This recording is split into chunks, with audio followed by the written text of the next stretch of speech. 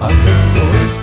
Yo, bien ou bof? Bon, bah inutile de te préciser que moi aujourd'hui c'est plutôt bof, mais j'ai beaucoup de choses à dire, alors attache ta ceinture ma gueule. Alors déjà, comme tu peux l'imaginer, juste après le match, j'étais tellement fâché que j'avais un filet de bave qui coulait par là et une veine qui gonflait par ici. J'ai bien failli me transformer en pitbull, poteau. Mais vas-y, je me suis vengé sur mon paquet de M&M's et ma bouteille de Pepsi pendant le restant du week-end. Du coup, maintenant ça va un peu mieux. Mais avant de commencer, je voulais parler d'un truc que je comprends pas, parce que moi, juste après le match, j'ai posté ce truc là sur Facebook pour dire que ça m'énervait de voir les attaquants de Stras bouffons démarquer à 2 reprises dans notre surface, mais il semblerait que mon vocabulaire ait choqué les gens. LOL. Bah ouais, j'ai eu droit à des commentaires du genre: ouais, c'est pas correct, t'es pas fair play, faut respecter l'adversaire, mais toi t'es insultant. Moi je suis insultant, moi? Mais quand ça traite les mères des sardines et des Barcelonais à tout va, là y a plus de fair play, là ça dérange personne, t'es sérieux toi? Alors on peut avoir des avis différents sur ce qui est insultant et ce qui ne l'est pas, mais on est tous d'accord pour ce qui est vulgaire, et moi y a des mots que t'as jamais entendu sortir de ma bouche et que tu n'entendras jamais venant de moi, ok?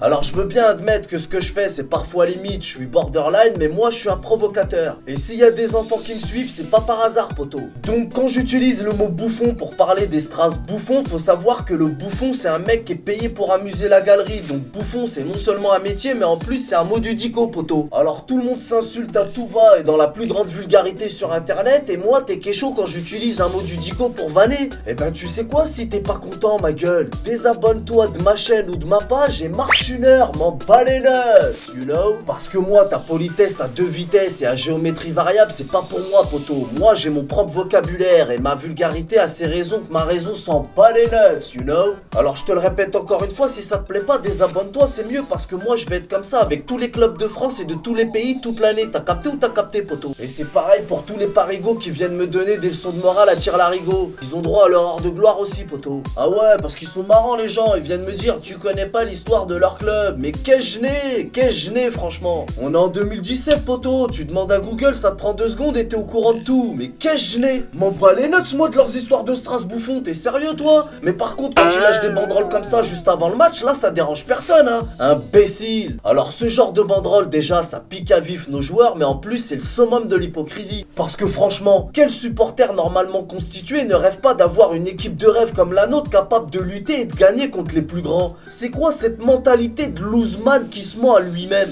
Alors faut faire quoi? Faut laisser toujours les mêmes grands clubs européens que je vais pas citer, tu les connais tous, se partager les mêmes parts du gâteau, tout en les mêmes? Nous on n'a pas le droit, nous. Bref, maintenant on va revenir sur le match, mais avant je balance la pub.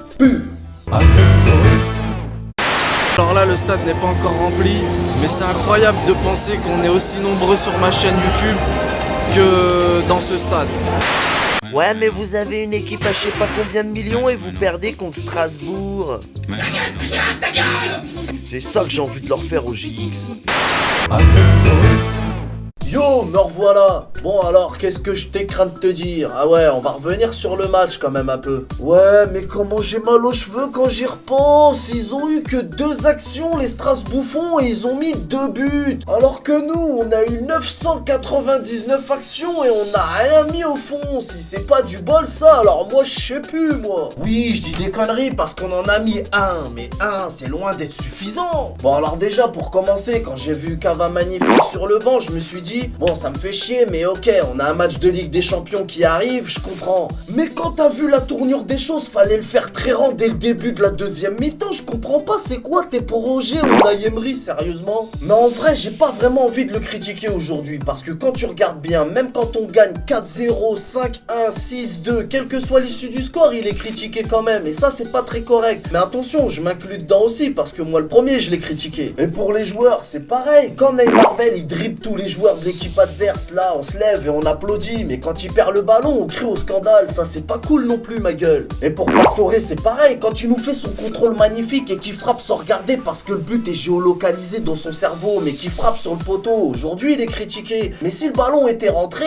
bah ça serait notre héros, et ça je trouve que c'est pas correct non plus ma gueule. Moi je pense que samedi soir on n'a pas eu un grand Stras bouffon, mais plutôt un petit PSG, you know. Et j'en profite aussi pour dire à tous les JX que l'objectif du football football, c'est pas de gagner des matchs, mais des coupes. Alors fermez vos grandes bouches du Rhône, bande de bolos. Donc, inutile de préciser que le football n'est pas une science exacte, que la défaite fait partie du game et que ça arrive même aux plus grands. Il y a peu de temps, le Real s'est fait taper par Girona, que je connais même pas là, mais personne l'aura rayonné. Bref. Pour ce match, y a pas d'homme du match. Mais mon flop, tout le monde le connaît. Dis marrant, dis barre-toi de chez nous, on veut plus voir ta gueule et reviens plus surtout. Voilà, c'est à peu près tout ce que je pouvais dire sur ce match, mais t'inquiète, je m'inquiète, on se retrouve demain pour passer aux choses sérieuses. Le plat de résistance.